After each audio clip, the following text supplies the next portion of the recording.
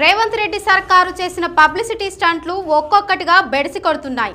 తాము అధికారంలోకి వచ్చాక 30,000 ఉద్యోగాలు ఇచ్చామని సీఎం రేవంత్ రెడ్డి మంత్రులు చెప్పుకుంటున్నారు.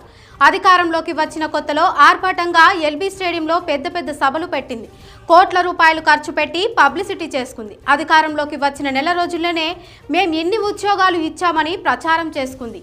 గత ప్రభుత్వంలో ఎంపికైన ఉద్యోగులకు నియామక పత్రాలు ఇచ్చింది. దాన్ని తమ ఖాతాలో వేసుకుంది. ఆనాడు ఉద్యోగులను పబ్లిసిటీ కోసం వాడుకున్న రేవంత్ సర్కారు ఇప్పుడు వారిని మర్చిపోయింది.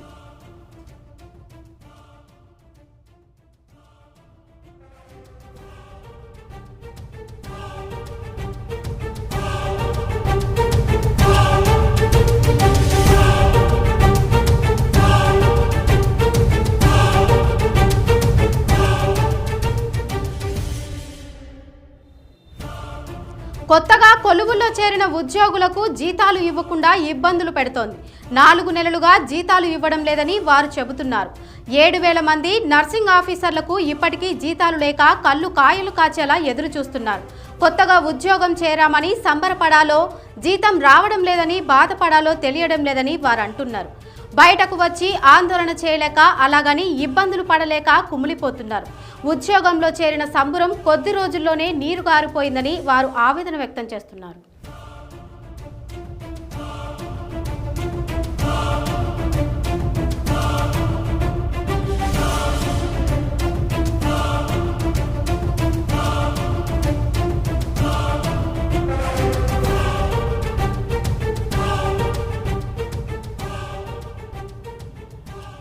గొప్పగా ఉద్యోగ నియామక పత్రాలు అందించామని చెప్పుకున్న సర్కారు పోస్టింగుల విషయంలోనూ ఇబ్బందులు పెట్టింది. కొన్ని పోస్టులు బ్లాక్లో పెట్టి తమకు కావలసిన వారికి డబ్బులు ముట్టజెప్పిన వారికి అమ్ముకున్నారనే ఆరోపణలు వచ్చాయి. అష్టకష్టాలు పడి తీరా ఉద్యోగంలో చేరితే ఇప్పుడు జీతాలు ఇవ్వక ఇబ్బందులు పెడుతున్నారని కన్నీరు మున్నీరవుతున్నారు.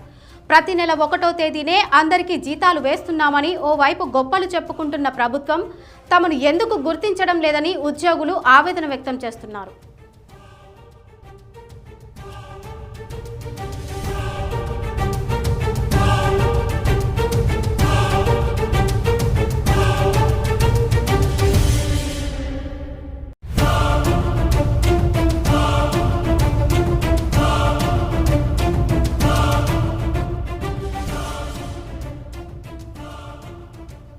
మరోవైపు అవుట్సోర్సింగ్ ఉద్యోగుల పరిస్థితి కూడా మరింత దారుణంగా ఉంది. నెలల తరబడిగా జీతాలు ఇవ్వకుండా వారి జీవితాలతో చెలగాటమాడుతోంది సర్కార్. అనేక మంది అవుట్సోర్సింగ్ ఉద్యోగులు ఆందోళన పట్టారు. ప్రభుత్వం వచ్చినప్పటి నుంచి జీతాలు ఇవ్వడం లేదని ఆవేదన చేసిన సంఘటనలు అనేకమున్నాయి.